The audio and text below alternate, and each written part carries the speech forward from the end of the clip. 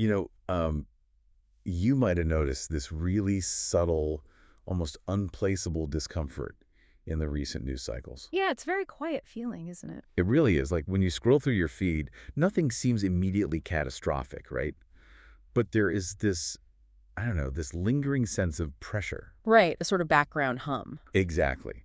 You might see a headline about a massive new AI data center being built, Hmm. and then right below it, an article about a local municipal grid failing to keep the lights on during a heat wave. And they seem unrelated at first glance. Yeah, but reading through the material we've gathered for today's deep dive, that feeling of disconnect becomes very, very apparent. It seems to be a pretty common observation right now. The surface appears calm, but the underlying mechanics suggest, well, a different reality. Right. We are looking at a system where different layers may be moving at vastly different I want to speeds. focus on that because we're looking at things like global tech investments, Hmm. local real estate purchases, international trade agreements, Yeah. even mining operations in South America. Right, very diverse sources. Yeah, and on paper, these are entirely separate categories, Mhm. business, local news, geopolitics. But reading them together, I just have to ask, why do these separate events feel like they're actually happening on the exact same surface? Well, to approach that, we might consider framing the world not as broken, but as an asynchronous structure. Asynchronous, okay. You have very fast systems like digital finance and artificial intelligence operating in the exact same physical space as very slow systems. Like what, for example? Like local power grids, ecological water tables, or municipal zoning laws. And when fast systems outpace slow systems, they create a buildup of pressure. Let's ground this a bit because the scale is honestly difficult to process. Let's start with finance and tech. Okay. We have Microsoft, Amazon, Alphabet, and Meta. And their planned AI-related spending for 2026 is roughly $635 billion. That is a staggering amount of capital. It is, but what stands out to me is that this money isn't just going into the abstract cloud anymore. It's not just about, acquiring the latest GPUs. No, the focus has shifted. Exactly. It's shifted entirely to securing basic physical utilities. Mhm. Power, cooling, water. The investment is moving from the abstract to the deeply physical. It seems like $500 billion is just searching for a physical anchor. And we see this physically manifesting in urban spaces Yeah. in ways that feel almost surreal. Like in Ashburn, Virginia, Amazon acquired a George Washington University campus for $427 million. Right. And not for educational purposes. No, not at all. Just to bulldoze it for data centers. Wow. Yeah. And in Homer City, Pennsylvania, there's this old coal plant site, over 3,200 acres. It is being converted into a massive 4.5 gigawatt gas-powered data center campus. Just to put that in perspective, 4.5 gigawatts is enough to power millions of homes. Right. It's an entire city's worth of power. And then in Tokyo, a consortium is testing modular data centers underneath railway overpasses. Underneath the railways. Yeah. Dealing with the thermal heat and the intense vibration of passing trains, simply because they are running out of physical space and grid connections. These represent profound reallocations of physical space. And energy, too. It really does. And it even goes further down the supply chain. In the Atacama Desert in Chile, a $3.1 billion lithium extraction project is under environmental review right now. Right. Tying into the global supply needs. Exactly. And in Zambia, a $2.5 billion copper project is being built just to supply the literal physical wiring required for this new era. It's a massive physical footprint. And on top of all that, on the institutional level, the World Trade Organization's e-commerce moratorium is expiring, which points to a fragmentation in global digital trade rules. Right. So we have tech billions, a university campus, a coal plant, trains in Tokyo, lithium in Chile, copper in Zambia, and trade rules in Geneva. I mean, how do we even begin to organize this structurally? Well, we can organize these facts by stepping away from traditional categories. Okay, how so? We might stop viewing them as separate technology stories or mining stories or trade stories. Instead, we can view them as events occurring on shared contact surfaces. We might call them membranes. Yes. The primary membranes here seem to be power, water, urban space, and finance. Okay, let me make sure I'm visualizing this correctly. You're saying a membrane is the literal boundary where these different speeds collide. That appears to be the mechanism, yes. A membrane is where a fast system touches a slow system. I think I see.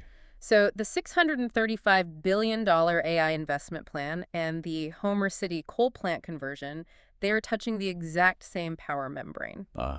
And the global high-speed need for batteries and the slow local ecosystem in Chile are touching the exact same water membrane. So instead of viewing these as isolated headlines, it seems we should be looking at them as friction points. Precise. Places where high-speed systems like AI and finance are physically scraping against low-speed systems like local power grids and city zoning boards. The fast layers are pulling on the slow layers, and Mhm. because the slow layers cannot move at the same speed, tension accumulates at these specific contact points. And that causes issues. Yes, the friction generates a sort of structural heat. But um, that leads to a rather obvious question for me. If there is so much friction happening across these membranes, if a $635 billion fast system is violently pulling on the slow system of local power grids, why aren't alarms ringing everywhere? It's a good I question. mean, why does it still feel so quiet when you read the news? Well, the quiet is actually a functional part of the structure. Yeah. It is a concept we might simply call silence. Silence. Right. Silence in this context does not mean nothing is happening. It means the accumulating stress has not yet been given a clear subject or a clear meaning in public awareness. So it's just flying under the radar. Yes, the stress is being absorbed by the system, it is being delayed, or in some cases, it is being mislabeled. Let's break down how that silence actually manifests, because the material gives us very specific mechanics for this. Let's start with what we might call time silence. Okay, consider the power grids. There's a major tech company that recently signed a power purchase agreement to restart a nuclear reactor. Right, at 3 Mile Island. Exactly. The demand is there, the capital is there, but the actual grid connection is delayed until 2031. Which is, what, 5 years from now? Yes, and in the public narrative, this is treated simply as a delay, a scheduling issue. Right, just a bureaucratic holdup. But structurally, it is a denial of immediate power. The physical grid cannot handle the load, so it pushes the problem into the future. I see. By labeling it a delay, the structural failure remains silent. The system hasn't broken, it has just borrowed time. That makes a lot of sense. It softens the reality. Instead of a headline saying, we have fundamentally run out of regional power, the headline says the power connection is pending. Exactly. We see a similar absorption in the physical world, too. Something we might call urban silence. The Ashburn, Virginia example is highly representative of this. The university campus being bought for data centers. But let me push back on that for a second. Cities redevelop all the time. 100 years ago, factories displaced farmland, and then office parks displaced factories. Why is this specific transition generating the silent stress you're talking about? Well, the difference lies in the nature of the infrastructure. Educational land is becoming computational land. You are replacing human infrastructure with machine infrastructure. Okay, but isn't a factory machine infrastructure? A factory, while disruptive, still employs thousands of local humans who use the local economy. A hyperscale data center employs a fraction of that, but it consumes the power and water of a small city. Oh, wow. This generates massive friction. Noise, heat generation, intense upward pressure on local land prices, and incredible grid strain. But it hasn't fully politicized yet, has it? Not entirely, no. It is often framed simply as redevelopment or tech investment. The local communities haven't yet coalesced this friction into a unified political resistance. So it just flies under the radar. Yes, the loss of urban space remains silent, absorbed by the promise of economic modernization. It is fascinating when you frame it that way. I mean, if a heavy industrial smelting plant were displacing a university campus, there would be a massive local uproar. Oh, absolutely. But because it is a data center, because it represents the cloud, which sounds light and invisible, it remains quiet. What about the ecological side? That brings us to water silence. We can look at the Atacama project in Chile. They are using a technology called direct lithium extraction, or DLE. But wait, doesn't direct lithium extraction actually save water? I feel like that's the whole public relations pitch for these new plants. That is. They pump the brine up, take the lithium out, and pump the water back down. That is the public narrative, yes. Technological improvement, environmental consideration. But the silence lies in the mechanics beneath the surface. What's happening down there? When you pump billions of gallons of brine up, strip a core mineral out of it, and inject it back into the aquifer, you are fundamentally altering the chemical composition and the pressure dynamics of that underground system. I hadn't thought of that. The water table shifts in ways we cannot easily model or reverse. So the water might physically still be there, but its structural integrity in the ecosystem is completely changed. Exactly. The tension between the global need for lithium and the local water constraint is absorbed by the promise of new technology. It keeps the long-term, irreversible ecological stress quiet. Which brings us to perhaps the most invisible membrane of all, finance. We are seeing a profound credit and price silence in the sources. This connects directly to the broader geopolitical landscape, particularly in the Middle East. The tension there is pushing global energy and logistics prices significantly higher. Right, and the general public views this simply as inflation or cost of living increases. You feel it at the gas pump or the grocery store. Right. But beneath that, there's a profound silence in the financial membrane. Those rising energy costs are quietly pressuring the internal rates of return, the IRR, on these massive data center investments. Explain how that actually stops a data center from being built. Yeah. Mechanically speaking, like how does that work? Well, when a consortium plans a $5 billion data center, they map out the profitability over 20 years. Okay. That financial model assumes electricity will cost a very specific, stable amount. When the cost of baseload energy doubles because of global supply chain friction, the math on that trillion-dollar debt structure begins to wobble. So the lenders get nervous? Yes. The private credit markets slowly tighten. Lenders become more cautious. Projects might quietly be delayed or scaled back behind closed doors. And because it doesn't manifest as a sudden market crash, because there is no massive collapse on the evening news, the tightening remains a silent stress. Exactly. It is just spreadsheets quietly changing their math in high rises. It is a vast absorption mechanism across all these layers. When you lay it out like that, it completely changes how you read the morning news. It does reframe things. Yeah. When you, as a listener, read about a delay in construction, or you see a redevelopment zoning change in your town, or you feel the pinch of inflation, you might just be seeing isolated annoyances. But you are actually looking at a system quietly absorbing immense structural stress across these contact surfaces. Which leads us to the broader implications. How does the world keep functioning with this much built-up pressure? It functions through a state we might call asynchronous stability. Hold on, let me make sure I'm visualizing this correctly. You're saying the system isn't failing because it's broken, it's holding together specifically because it's out of sync. That appears to be the structural dynamic, yes. Because it's too slow to accept the new demand. Think of it in terms of how a structure absorbs an impact. If a massive shock hits a perfectly rigid, synchronized system, the whole system shatters at once. Right, it just shatters. But in our current world, the transmission of the pressure is delayed. The AI investment boom happens at high speed. The local zoning board approves things at low speed. The power grid connects at an even slower speed. Oh, I see. The asynchronous nature of the layers acts as a shock absorber. The tension is staggering its arrival. Exactly. But this absorption comes with a cost. As the state continues, we may begin to see what we might term structural hardening. Structural hardening, like things locking into place. Yes. When tension is held in a system without being released, the system loses its flexibility. Costs become permanently fixed at higher levels. Physical spaces, once they are converted, cannot easily be reverted. But isn't technology inherently flexible? We transitioned from coal to gas to renewables over the decades. Why couldn't a data center just be repurposed down the line if the AI bubble bursts or shifts? Because of the physical and infrastructural footprint. You are not just changing the software, you are fundamentally re-architecting the land. How so?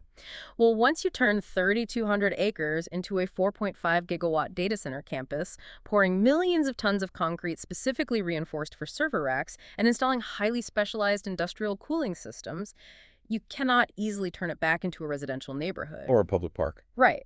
The reallocation of that physical space is, for all practical purposes, irreversible. It is a permanent hardening of the urban and power membranes. Yes. And I guess the same is true for the university campus in Virginia.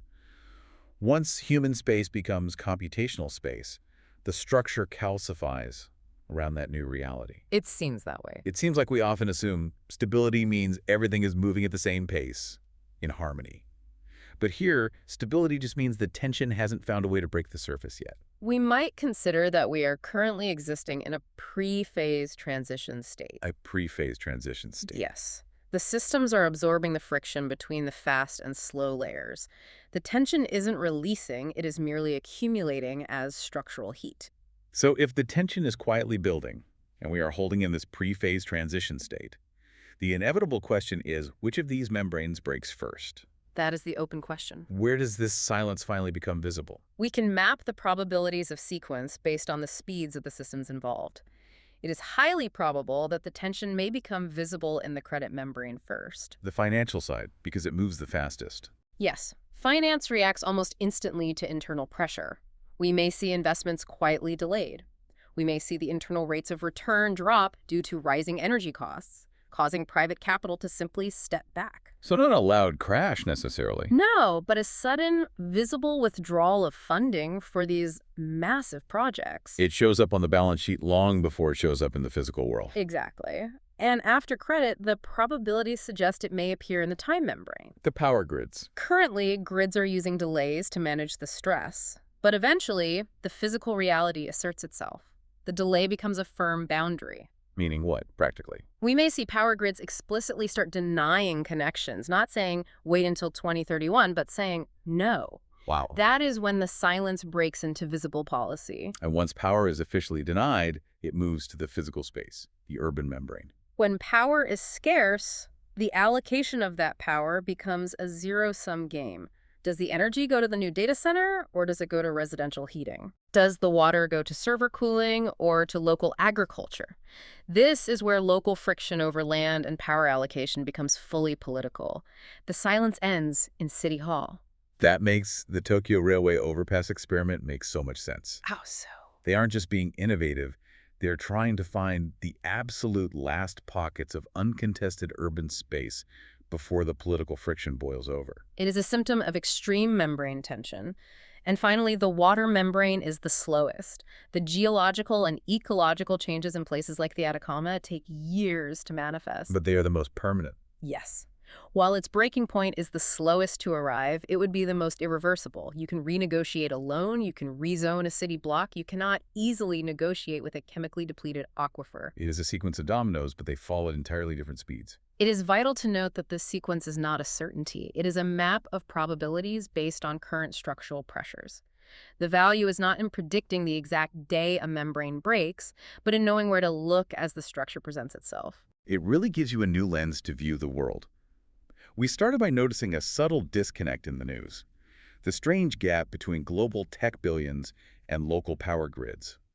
But it isn't a disconnect at all. No, it is highly connected. It is a massive, quiet collision of fast ambition and slow reality. Which leaves us with one final thought to mull over. We've talked about grids delaying connections and city halls facing political friction over power allocation. Right. But what happens when the fast systems decide they're just tired of waiting for the slow system? This is a very real possibility. If tech companies, backed by trillions of dollars, begin bypassing municipal grids, entirely building and controlling their own private nuclear reactors and utility infrastructure, do they effectively become sovereign utility states? It's a structural shift worth watching. Absolutely. I mean, if a data center takes the place of a university campus, at what point does our definition of public infrastructure change from serving citizens to serving algorithms? Keep an eye out for that next time you see a redevelopment sign in your city.